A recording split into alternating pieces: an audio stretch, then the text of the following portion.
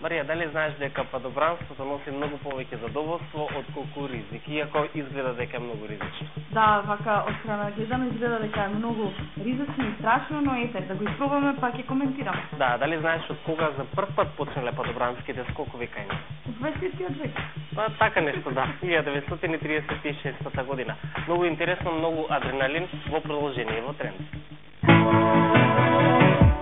Неда, ти ќе леташ со авион? Не. Ке скакам со падобран. Малата Неда сепак не леташе со падобран, само посака. Затоа пак му помогна на нејзиниот татко Јане Стефанов да го спакува својот падобран. Неколку часа подготовка за 5 минути уживање.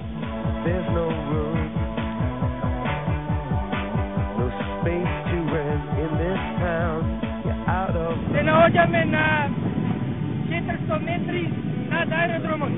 За ова работевме цел ден, за да направиме еден прекрасен скок. Се гледаме доле.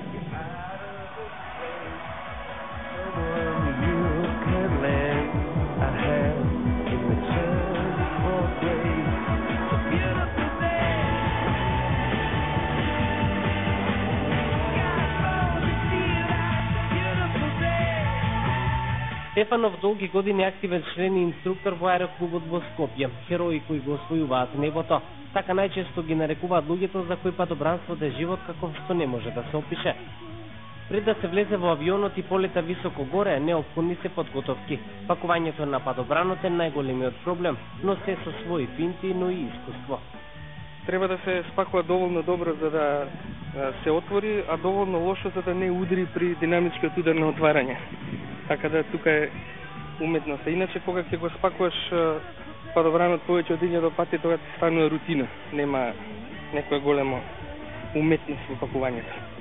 Најголем проблем во пакувањето е конопците да ќе бидат вистински направени. Гледаш од дека и да видиш дека овој вистински е првиот конопец, кој? И тоа си ја завршил проверката дека падобранот е убаво легнат, подготвен за пакување. Процесот на отварање, прво кога ќе го фати, нели, движењето на воздухот, кога ќе го фати падобранот, да има одреден агол падобранот за да се отвори поубаво.